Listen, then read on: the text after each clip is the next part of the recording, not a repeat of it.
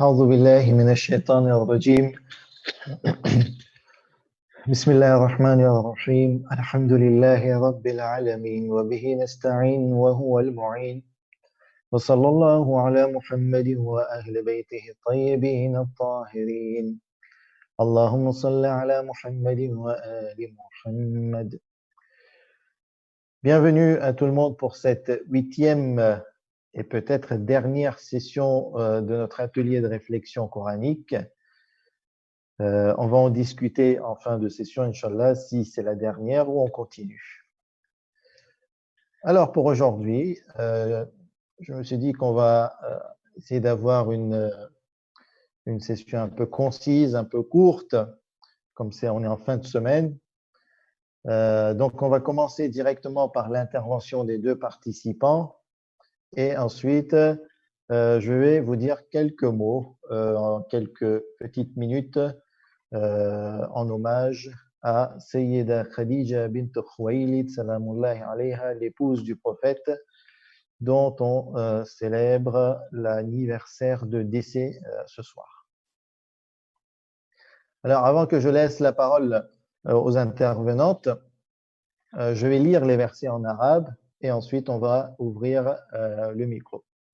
أعوذ بالله من الشيطان الرجيم بسم الله الرحمن الرحيم ومن الأعراب من يؤمن بالله واليوم الآخر ويتخذ ما ينفق قربات عند الله وصلوات الرسول ألا إنها قربة لهم سيدخلهم الله في رحمته إن الله غفور رحيم والسابقون الأولون من المهاجرين والأنصار والذين اتبعوهم بإحسان رضي الله عنهم ورضوا عنه وأعد لهم جنات تجري تحتها الأنهار خالدين فيها أبدا ذلك الفوز العظيم وممن حولكم من الأعراب منافقون ومن أهل المدينة مردوا على النفاق لا تعلمهم نحن نعلمهم سنعذبهم مرتين ثم يردون إلى عذاب عظيم صدق الله العظيم. Très bien, je vais enclencher le micro pour la première intervention. Alors, salam alaikum. Salam alaikum. Merci beaucoup pour me donner cette occasion d'échange. Je vous en prie. Je commence. Les 3 versets de ce soir sont les versets 99 à 101 de la sourate 9. À mon avis, c'est intéressant de parler d'abord de cette sourate et de voir le contexte de ces 3 versets. La sourate 9 qui s'appelle Tawbah est la dernière sourate révélée à notre prophète sallallahu alayhi wa sallam à Médine. Elle est la seule sourate qui ne commence pas par la phrase Bismillahirrahmanirrahim. Et les mufassirin, les commentateurs ont donné des raisons pour ça. En général, on peut dire que cette sourate parle de différents groupes dans le gouvernement islamique. Ainsi, on peut la diviser entre 4 grandes parties. La première partie parle de la relation du pouvoir islamique avec les groupes polythéistes, ceux qui associent des créatures ou quoi que ce soit au créateur, à Dieu unique. La deuxième partie porte sur la position des gens du livre, c'est-à-dire les chrétiens, les juifs, ainsi de suite. La troisième partie, dans laquelle nos 3 versets se trouvent, on parle de la confrontation du gouvernement islamique avec des hypocrites. Quelles sont les caractéristiques de ce groupe, comment on peut les reconnaître, comment le pouvoir islamique doit les traiter, etc. Et la dernière partie parle de la relation du gouvernement islamique avec des croyants. les caractéristiques des croyants, la miséricorde de Dieu envers tous les croyants et le devoir de ce groupe, ce qu'ils doivent faire et ce qu'ils ne doivent pas faire. Maintenant, pour commencer avec des versets, je lis le premier. Un tel autre parmi les Bédouins croit en Allah et au jour dernier et prend ce qu'il dépense comme moyen de se rapprocher d'Allah et afin de bénéficier des invocations du messager. C'est vraiment pour eux un moyen de se rapprocher d'Allah et Allah les administra en sa miséricorde, car Allah est pardonneur et miséricordieux. Dans les deux versets qui précèdent celui-là, Dieu parle des Bédouins, l'Arabe. Allah dit que les Bédouins sont plus endurcis dans leur impiété et dans leur hypocrisie et qu'ils considèrent leurs dépenses pour le bien et dans le chemin de Dieu comme une charge onéreuse, une amende, une perte. Et là, Dieu nous parle d'une partie de ce groupe qui sont pieux, qui croient au jour du jugement dernier et dépensent dans le chemin de Dieu pour s'approcher de lui. Et Dieu aussi les admettra en sa miséricorde. Je veux juste dire quelques mots à propos du mot bédouin. Les Bédouins étaient les gens qui vivaient dans des déserts, loin de la ville, et ils étaient pas instruits. La plupart de ces gens ne pouvaient ni lire ni écrire. On peut dire que le mot arabe a un sens entre guillemets péjoratif. Mais dans les traditions islamiques, arabe a une nouvelle signification plus large. Et sa nouvelle signification ne dépend pas de la zone géographique, mais elle dépend de la façon de penser, c'est-à-dire ceux qui sont loin des traditions et de l'éducation islamique, même s'ils habitent dans des grandes villes, ils sont arabes. Et les Bédouins, connaissant les coutumes et les traditions islamiques, ne le sont pas. L'autre remarque, c'est que d'après ce verset, Iman, la croyance, ouvre la voie à la charité, au bienfait envers les pauvres, à aider la religion et les gens pauvres matériellement. Et si on fait ainsi, on peut nous rapprocher de Dieu. Et aussi, ce qui compte, c'est les bonnes intentions, ou niya, car même les munafiqines, les hypocrites, dépensent, mais Dieu n'accepte que de la part des croyants. Je passe au verset suivant. Les tout premiers croyants parmi les émigrés et les auxiliaires et ceux qui les ont suivis dans un beau comportement, Allah les agrée et il l'agrée. Il a préparé pour eux des jardins sous lesquels coulent des ruisseaux et il y demeure éternellement. Voilà l'énorme succès. Dans ce verset, les musulmans de l'époque du prophète ont divisé en trois groupes. Les premiers précurseurs parmi les émigrés venant de la Mecque, les partisans du prophète qui résidaient à Médine et ceux qui les ont suivis dans le bien. Ici, on voit bien que être précurseur dans tout ce qui est bon a beaucoup de valeur. Et comme on dit dans la sourate Waqi'a, وَالسَّابِقُونَ السَّابِقُونَ أُولَئِكَ الْمُقَرَّبُونَ.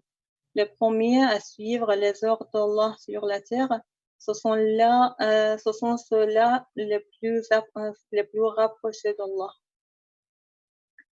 Une autre chose, c'est que suivre les actions des gens qui ont vécu dans le passé est apprécié, sauf si il s'agissait de bonnes actions.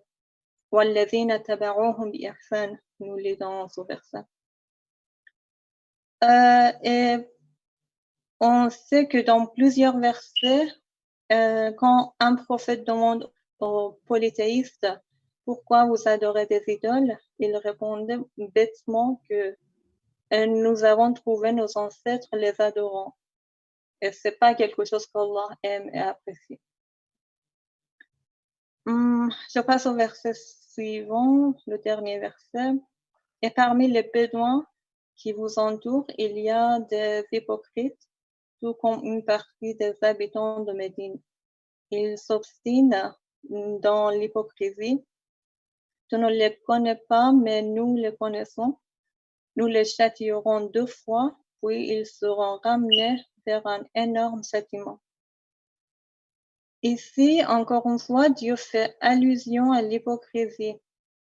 Ce qui est intéressant, c'est que pour les habitants de Médine, Dieu utilise le verbe maradou ala nifaq, qui est ici traduit par s'obstiner. Ça veut dire qu'ils étaient déterminés à faire de l'hypocrisie jusqu'au bout. Et ça a été devenu leur comportement, leur habitude. Et d'après ce que j'ai compris, l'hypocrisie a des degrés, comme la foi et la croyance.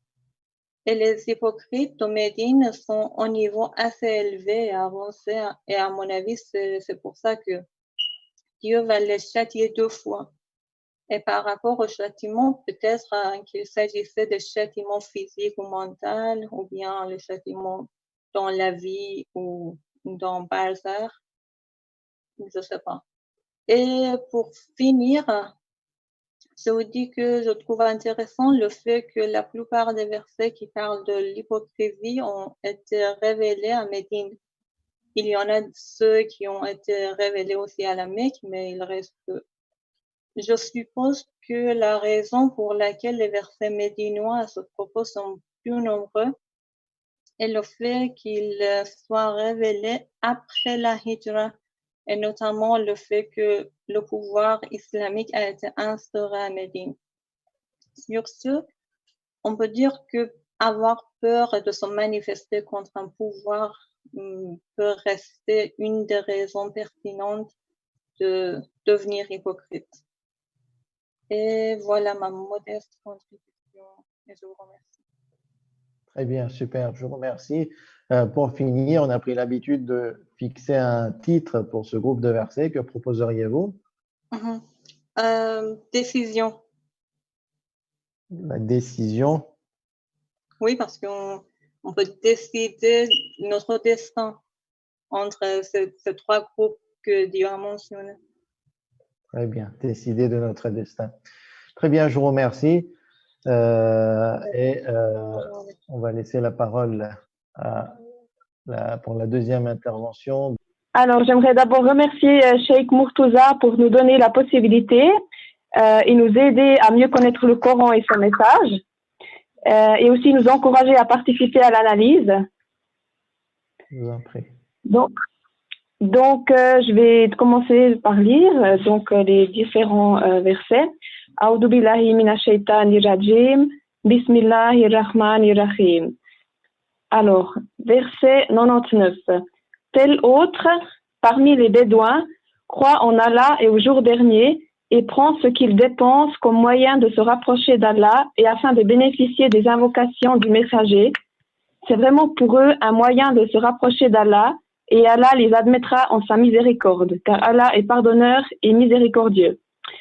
Donc, moi j'ai remarqué que là on fait allusion à certains, donc c'est pas tous, donc certains sont différents parmi les Bédouins, certains ont un comportement comme les croyants musulmans. Et il prend ce qu'il dépense, donc pour moi ça peut être en argent, en action, en œuvre, en don, en aide, comme moyen de se rapprocher d'Allah. Donc il le fait pour Dieu en pensant que ce qu'il fait est pour son Créateur, en l'ayant toujours à l'esprit et en vivant pour lui. Donc ce qu'il dépense dans le sentier d'Allah, subhanahu wa ta'ala, est un moyen de se rapprocher de lui. Donc c'est dit encore que Allah les admettra en sa miséricorde, car il est pardonneur et miséricordieux. Donc ça veut dire pour moi dans le sens que si certains n'étaient pas sur le bon chemin, mais que finalement croient en Allah et au jour dernier, comme certains Bédouins, et prennent ce qu'ils dépensent comme moyen de se rapprocher de lui, Allah l'admettra avec sa miséricorde, car il est pardonneur et miséricordieux. Donc quand le Bédouin se repentit, Dieu l'accueille. Donc pour moi, ces versets peuvent aussi s'adresser à nous. Donc on sait que le Coran s'adresse directement à nous, comme à tout un chacun, et c'est un message pour l'humanité. Donc, je vais passer à la suite, verset 100. Les tout premiers croyants, parmi les émigrés et les auxiliaires, et ceux qui les ont suivis dans un bon comportement, Allah les a agréés et il l'agrée. Il a préparé pour eux des jardins sous lesquels coulent les ruisseaux et ils y demeureront éternellement. Voilà l'énorme succès. Donc, pour moi, c'est cette idée qui revient de dépenser dans le sentier d'Allah, qui, je cite, ceux qui les ont suivis dans un beau comportement, donc un comportement pour Allah, qui les ont suivis dans la voie de la piété. Donc, à mon sens, on ne parle ici pas seulement de la salat et de la zakat, mais bien aussi des bonnes actions et manières qui doivent correspondre au beau comportement demandé à un croyant. Et ensuite, il est dit que Allah les agrée et il l'agrée. Donc, pour moi, c'est une sorte d'acceptation réciproque. Ceux qui acceptent le message, qui agréent leur Seigneur avec le comportement juste, sont agréés par lui. Dans une autre traduction coranique, le verbe agréer est traduit par satisfait. Donc, Allah sera satisfait d'eux et eux seront satisfaits de lui. C'est ça le vrai succès, le bonheur véritable. Ensuite, on parle des jardins sous lesquels coulent les ruisseaux.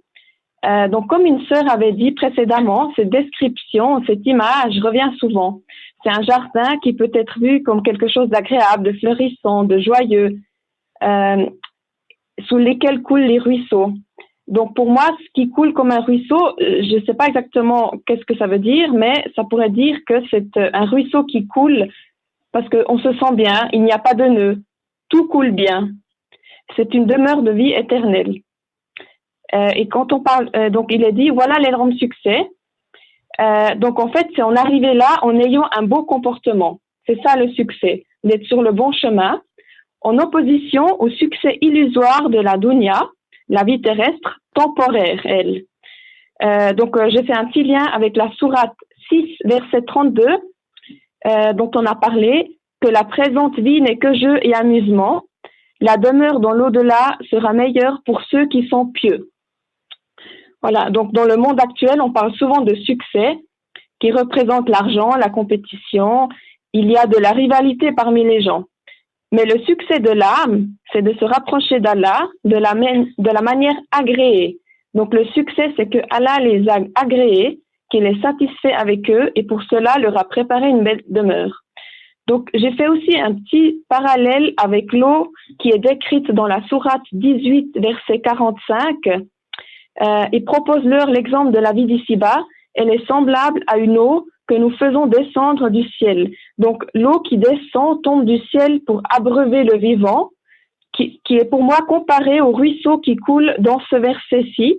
Alors, je ne sais pas s'il y a vraiment un lien, mais en tout cas, l'eau est un lien. Voilà, donc je vais juste encore passer au verset 101. Je vais le lire d'abord. « Et parmi les bédouins qui vous entourent, il y a des hypocrites, tout comme une partie des habitants de Médine. Ils s'obstinent dans l'hypocrisie. Tu ne les connais pas, mais nous les connaissons. Nous les châtierons 2 fois, puis ils seront ramenés vers un énorme châtiment. » Alors, donc, il y a d'autres qui sont les hypocrites, soit avec les autres ou avec eux-mêmes. Donc, ils ne cherchent pas vraiment la vérité véritable, ils n'écoutent pas leur cœur ou les signes, mais leurs intérêts. Ils cachent des choses, mais Dieu voit ce qu'ils cachent dans leur cœur. Il les connaît, ceux-là, car il voit tout et sait tout. Donc, mais eux s'obstinent dans l'hypocrisie. Donc, selon moi, ils ne veulent pas se remettre en question, ils continuent leur mauvais comportement, mais cela n'amènera qu'à leur perte. Ensuite, l'extrait qui dit « Nous les châtierons 2 fois, puis ils seront ramenés vers un énorme châtiment ». Donc, je ne suis pas sûre d'avoir compris pourquoi il y a un nombre de 2 fois. Alors, après réflexion, je me suis dit que cela veut vouloir dire peut-être que les hypocrites ont plusieurs chances, ici 2, de changer. Donc, Allah leur accorde un certain temps. Sinon, ils seront châtiés une première fois dans cette vie, par exemple. S'ils continuent, s'ils s'obstinent dans l'hypocrisie, ils seront châtiés une 2e fois. S'ils ne changent toujours pas et ne se repentent pas, il y aura l'énorme châtiment dans la vie d'après. Donc l'extrait qui dit « Puis ils seront ramenés vers un énorme châtiment ». Alors j'ai fait le lien avec l'énorme succès du verset 100. Donc finalement il y a le choix entre le succès ou le châtiment. Donc on retrouve cette réussite et ce châtiment dans la sourate 4, verset 13-14. où je rappelle qu'il a dit « Et quiconque obéit à Allah et à son messager, il le fera entrer dans les jardins sous lesquels coulent les ruisseaux pour y demeurer éternellement. Et voilà une grande réussite. Et quiconque désobéit à Allah et à son messager et transgresse ses ordres, il le fera entrer au feu pour y demeurer éternellement. Et celui-là aura un châtiment avilissant. » Ensuite, dans la sourate 10, verset 108, on retrouve aussi cet exemple qui dit « Quiconque est dans le bon chemin ne l'est que pour lui-même, et quiconque s'égare ne s'égare qu'à son propre détriment. » Donc, pour conclure, j'aimerais dire que la réussite ou le châtiment sont donc les conséquences de suivre ou non le bon chemin. Voilà. Eh bien, je ne sais pas si c'est trop rapide. Pour moi, c'était compréhensible. Et le titre que vous proposeriez à ce groupe de versets? Le repentir sincère et véritable. Le repentir sincère et véritable. Très bien, je vous remercie énormément. Alhamdulillah, on a eu deux très bonnes interventions. Et machallah, je trouvais que les deux se complétaient l'une à l'autre. Dans le premier point, j'ai énormément apprécié le fait d'avoir un regard et un aperçu global et général de la sourate pour essayer de mieux cerner le sens des versets. En plus de s'attarder sur la signification exacte et même l'extension du mot bédouin et arabe, alors que dans la deuxième intervention, je retiens très bien cet exercice de comprendre les versets par d'autres versets coraniques. J'ai l'impression que ce n'est pas la première fois que vous faites cet exercice de comprendre le Coran, parce que je vois que vous avez de très très bons réflexes d'aller consulter d'autres versets, et je trouve ça très très intéressant. C'est vraiment la méthode d'Allama Tabatabai qui est donc de comprendre les versets coraniques par d'autres versets coraniques. Alors, de mon côté, je vais enchaîner avec deux ou trois mots-clés de ces versets. Le premier mot-clé, c'était dépenser dans la voie de Dieu. Donc, dans le verset 99, je retiens que une des caractéristiques qui est très, très appréciée de la part d'Allah subhanahu wa ta'ala, c'est de dépenser, et dépenser tout. En plus, au niveau des interventions, on a eu justement ce sens large, que ce soit au niveau des biens matériels, que ce soit au niveau du temps, au niveau de la santé, au niveau de l'attention, au niveau de la bienveillance. Quand on dépense dans la voie d'Allah subhanahu wa ta'ala pour se rapprocher de lui, Allah aime énormément cette action. Le deuxième point que je soulève ici, je relève ici, c'est que les tout premiers croyants ont un statut spécial, qu'ils soient parmi les émigrés ou parmi les auxiliaires.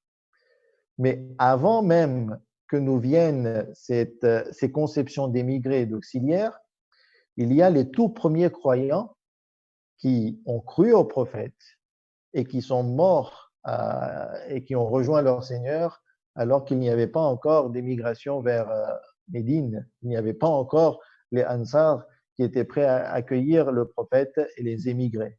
Et vous avez très bien compris de qui je parlais. Je parlais de l'oncle du prophète, mais surtout de l'épouse du prophète. Je dirais la première épouse du prophète et avec qui il n'avait qu'une seule femme. Quand il était marié à Sayyida Khadija, salamullah alayha, c'était sa seule femme. Et ensuite, il a eu plusieurs femmes lorsqu'il a émigré à la Mecque. Et comme ce soir, c'est le 10e soir du mois de Ramadan, du mois béni de Ramadan, nous avons le rituel, l'habitude de célébrer son décès. Et à partir de là, donc, j'aimerais citer son nom, j'aimerais qu'on se rappelle de son statut. C'était la première personne à croire au message du prophète. Elle est accompagnée du cousin du prophète, notre cher Imam Ali alayhi salam. Et ces deux personnages ont eu un rôle extrêmement important dans la vie du prophète, et surtout l'épouse du prophète qui était là tout le temps pour l'aider Et rapidement, je vais citer une tradition qui est rapportée dans nos sources, mais qui est aussi rapportée avec une différence au niveau de certains mots ou certaines expressions dans le Musnad ibn Hanbal. Et en arabe, donc, cette tradition est rapportée par Aïcha, l'épouse du prophète, qui nous dit que le prophète, une fois, était en train de relater, de rapporter les qualités de son épouse Khadija salamullahi alayha. فكان يتحدث عن فضائلها بعد وفاتها كلما تواتيه المناسبة. À chaque fois que l'occasion se présentait, le prophète faisait part des vertus, des qualités, des caractéristiques. Il était au bon souvenir de son épouse Khadija. فأدركت الغيرة مرة زوجته عائشة بنت أبي بكر.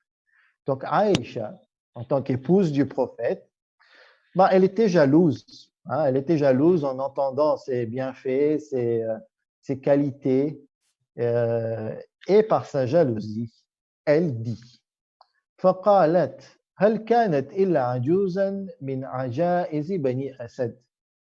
Donc, c'était pour rabaisser Sayyidah Khadija, salamullahi alayha, et elle dit au prophète, mais ce n'était qu'une vieille parmi les vieilles des Bani Asad, de la tribu des Asad. وَقَدْ أَبْدَلَكَ اللَّهُ بِخَيْرٍ مِّنْهَا. Et ensuite, elle rajouta, et Dieu a changé par une meilleure que celle-là, c'est-à-dire une jeune, en insinuant que elle, Aïcha, c'était une jeune, alors que Khadija, c'était une vieille épouse. Et regardez la réaction du prophète selon cette tradition. فَغَضِبَ النَّبِيُّ. Le prophète s'est mis sur ses gonds, il s'est énervé, il n'était pas content. ثُمَّ قَالَ لَا وَاللَّهِ. Non, par Dieu, non. C'est-à-dire, il n'est pas content de ces commentaires de son épouse Aïcha. Ma abdalani Allahu khayran minha. Donc, il confirme que Dieu ne m'a pas changé par une meilleure épouse. Et ensuite, il donne 4 caractéristiques qu'il se souvient. Et ces caractéristiques, on pourrait les citer ici et surtout en tenir compte, prendre des enseignements. La première caractéristique, amanat bi iz kafara nas. Elle crut en moi, elle a cru en moi lorsque les gens reniaient. Et si on se remet à l'époque du prophète, au tout départ, lorsqu'il a eu cette première révélation de la part d'Allah subhanahu wa ta'ala à travers et par l'intermédiaire de l'archange Gabriel, le prophète accueillit cette première révélation et tout de suite, lorsqu'il rentre chez lui, il va annoncer à son épouse Khadija. Et ça montre tout de suite cette relation de confiance entre ses époux, entre l'époux et l'épouse. Donc, premier enseignement, voilà, c'est qu'il faut avoir cette relation forte et de confiance entre les conjoints. Il se fie à son épouse et son épouse la rassure, la croit, elle a une confiance totale et aveugle en son époux. À aucun moment, il y a un brin, un cheveu de doute concernant le prophète. Et on sait très bien que les 13 années passées à Mecque de la part du prophète étaient des années extrêmement difficiles. Les gens n'acceptaient pas le message, les gens reniaient le message, les gens traitaient le prophète de fou, de poète, d'une personne qui était sous influence des djinns. Vous savez, au bout de 13 ans de tablir, de difficultés, il y avait à peine 100 personnes qui avaient cru au message du prophète. Ce n'est rien. Pourtant, il avait les meilleures caractéristiques, les meilleurs akhlaq, le meilleur comportement. Il avait le meilleur discours par la parole de Dieu, mais les gens ne l'aidaient pas. À côté, il avait son épouse qui était là pour croire en lui, pour le rassurer et pour l'aider. Deuxième caractéristique citée dans cette tradition, elle disait que j'étais dans le vrai quand les gens me désavouaient. D'accord? Donc il y avait un vrai jeu médiatique à la Mecque à cette époque-là. Et Sayyida Khadija, en plus de confirmer la véracité de ce message, on pourrait peut-être retirer ce point qu'elle propageait le caractère véridique du message du prophète. Alors que les gens tout autour niaient ce message, désavouaient, rejetaient, des fois avec le sarcasme, avec des blagues. Mais de l'autre côté, le prophète pouvait compter justement sur cette aide médiatique en sachant que Sayyida Khadija, salamullah alayha, avant le mariage avec le prophète, était une femme très connue à la Mecque, une femme, on va dire, quelque part de la bourgeoisie des Arabes, une femme très, très respectée. Elle avait énormément de demandes en mariage. Une femme avec leur ifat, avec de très, très bons comportements. Et donc, elle avait un statut chez les Arabes. Elle était écoutée. Elle était donc très, très bien vue et très respectée. À partir de là, son aide au prophète avait une influence forte sur la communauté et le peuple des Arabes, et le prophète avait droit, on va dire, quelque part, à une aide très, très forte, un soutien très fort en la personne de son épouse, Sayyida Khadija, salamullah alayha. Troisième caractéristique que le prophète cite ici dans cette tradition, elle m'était solidaire avec ses biens quand les gens s'abstenaient. Donc, on pourrait dire que des fois, quand on voit le mal, quand on voit de l'injustice, on est prêt à défendre les gens par la parole, les discours, et dire que non, voici la vérité, voici la justice, il ne faut pas aller vers l'injustice. Mais des fois, ça ne reste qu'au niveau de la parole. Les gens ont peur d'aller plus loin par les actes et de s'engager par des actions, par le partage, par le sacrifice de ses biens et le sacrifice de soi. Alors que là, Sayyida Khadija, salamullah alayha, elle était pleinement solidaire du prophète. Ce n'était pas qu'une épouse par les paroles et par le partage, on va dire, des bons sentiments. Non, c'était une femme pleinement engagée. Que ce soit une femme ou un homme, lorsqu'on soutient une cause, lorsqu'on aide une cause, lorsqu'on est derrière une cause, lorsqu'on y croit, à ce moment-là, il faut s'engager pleinement et sacrifier ses biens et sa personne. Et c'est vraiment ce qu'a fait l'épouse du prophète, c'est qu'elle a tout sacrifié pour le message de l'islam et le message du prophète sallallahu alayhi wa sallam. Enfin, dernière caractéristique citée ici, elle a bien entendu bien plus de caractéristiques. Il y a beaucoup de traditions et pas mal de traditions qui ont été relatées et rapportées sur les vertus et les caractéristiques et le bon comportement et l'amour du prophète envers Sayyida Khadija. Mais aujourd'hui, pour ne pas faire trop long, je n'ai ramené que cette tradition. Et donc, cette dernière caractéristique citée par le prophète, c'est qu'elle a enfanté alors que vous étiez féconde. Donc, on voit qu'il s'adresse à son épouse, à Aïcha, et par extension à d'autres épouses qui ne lui ont pas donné d'enfants, sauf, entre parenthèses, il y a Maria la Copte. Certains disent que ce n'était pas une épouse, mais une servante, et il a eu donc un enfant avec sa servante. Mais pour le moment, je ne souhaite pas entrer dans ces détails historiques. Ce qui est important ici, c'est que le prophète est fier de Sayyida Khadija parce qu'elle l'a enfanté pour lui, elle lui a donné des enfants, et l'enfant, c'est sa fille.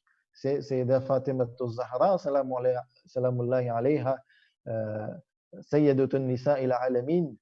C'est vraiment la dame parmi les dames du paradis, la maîtresse des dames du paradis.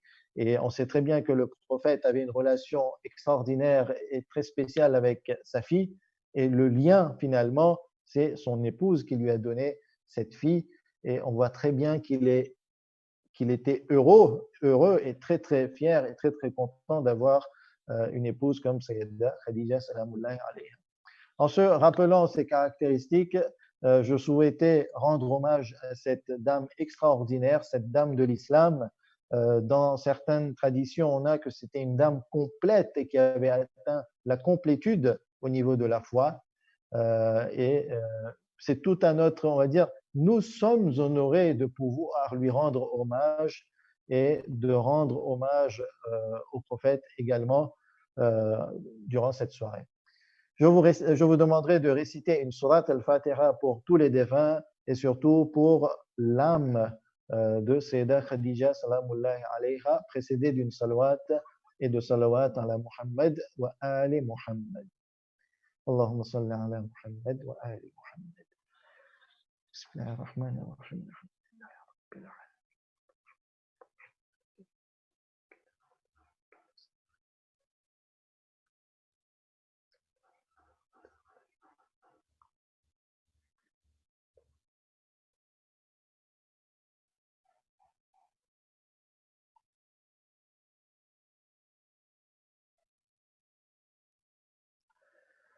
Ahsantum. Alors, au niveau des questions concernant le terme en arabe was-sabiqoun, est-ce bien traduit par les tout premiers croyants? Alors, au niveau de la traduction des versets, il y a toujours de la discussion. As-sabiqoun, on peut aussi traduire par ceux qui ont précédé. Et donc, qui ont précédé quoi? Qui ont pris les devants au niveau de la foi et de l'acceptation du message du prophète. Donc, on pourrait peut-être avoir des discussions au niveau de la sémantique du verset. Aujourd'hui, personnellement, je ne voulais pas et je ne souhaitais pas rentrer, on va dire, dans ces détails sémantiques, puisque je me suis ravisé d'aller, on va dire, dans une profondeur sémantique. Mais si vous voulez, une prochaine fois, on va rentrer dans ces détails.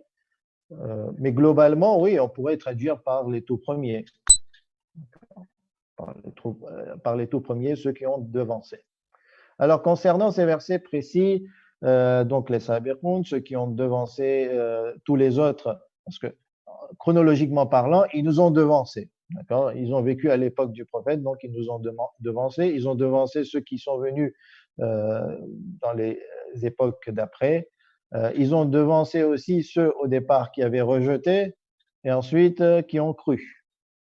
Donc automatiquement, as-sabiqoun, ceux qui sont signifiés par as-sabiqoun, ils ont devancé tous les autres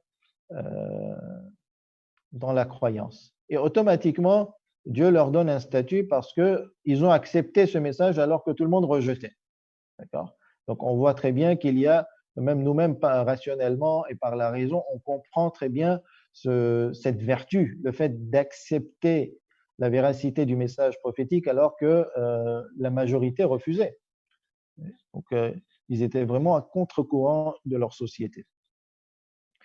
Donc, deuxième question, donc les sabiqoun, pourrait-on savoir le point de vue historique concernant Abu Bakr et Omar en particulier, en faisait-il partie? Alors, si je ne rentre pas dans un débat dogmatique du point de vue chiite, du point de vue historique, oui, les deux font partie de ces personnes qui avaient accepté l'islam dans leurs toutes premières années. D'accord? Donc, Abu Bakr, il y a même débat. Est-ce qu'il a cru, débat chez les musulmans sunnites, pas chez nous, est-ce qu'il avait cru au message de l'islam et du prophète avant l'imam Ali alayhi salam ou pas? Bon, nous concernant, il n'y a pas de doute concernant l'imam Ali alayhi salam, mais pour dire que voilà, il faisait partie de ce premier groupe. Alors qu'au niveau de Omar ibn al-Khattab, il y a débat, est-ce que c'était parmi le premier groupe ou quelques mois après. D'accord? Mais globalement, oui, il fait partie de ces personnes qui ont, on va dire, qui se sont mis dans le groupe des musulmans dès les premières années. Merci beaucoup pour vos avis et Inch'Allah, on se voit demain soir. Assalamu alaikum wa rahmatullahi wa barakatuh.